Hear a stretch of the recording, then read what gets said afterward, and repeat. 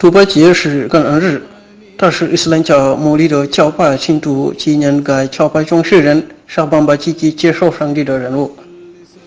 穆斯林日历2月18日，即萨哈里月18日，人们在塞内加尔穆利的教派圣地朱巴纪念沙邦巴对塞内加尔伊斯兰教所做的重要贡献。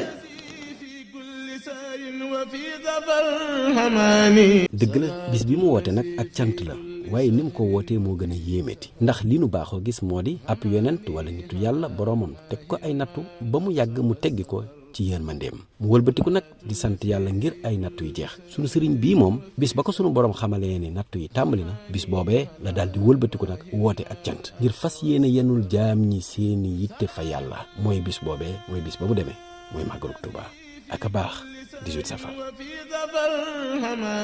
C'est vrai, le Magal est un jour d'action de grâce, mais c'est fondamental de rendre inédit. D'habitude, les jours d'action de grâce marquent la fin des épreuves subies par des prophètes ou des hommes de Dieu, et en guise de reconnaissance à Dieu, ils appellent à la célébration. Le Magal, en revanche, est hors norme. En effet, dès que Dieu décréta le début des épreuves, Cheikh Bamba en fit un devoir de reconnaissance, tellement il était convaincu de relever les défis, tous les défis. Oui, c'est bien le jour du départ all'exil, 18 Safar.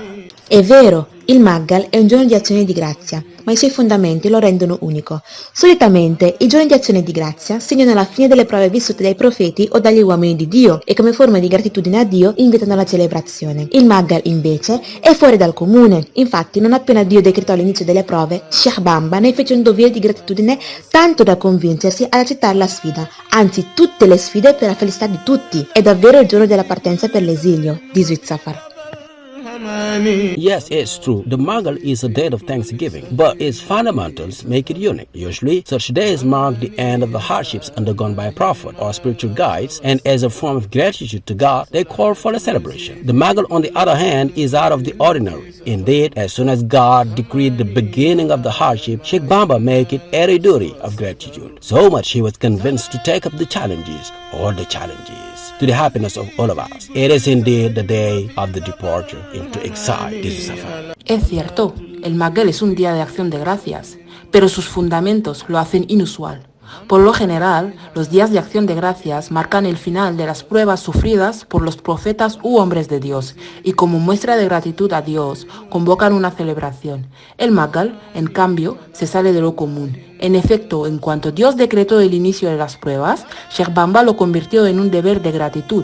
Es, en efecto, el día de la salida al exilio, 18 Safar. نعم يوم دعا فيه لشكر الله سبحانه ولكن المعروف عادة عند الصالحين أن يقوم العبد بالشكر بعدما ابتلاه ربه ببلاء أفرجه عنه برحمته وشيخنا أحمد الخديم هذا في اليوم الذي علم فيه بوصول محنة الابتلاء إليه دعا لشكر مولاه تعالى وهو يوم خروجه للغيبة البحرية يا له من عزيز كريم 18 Safar.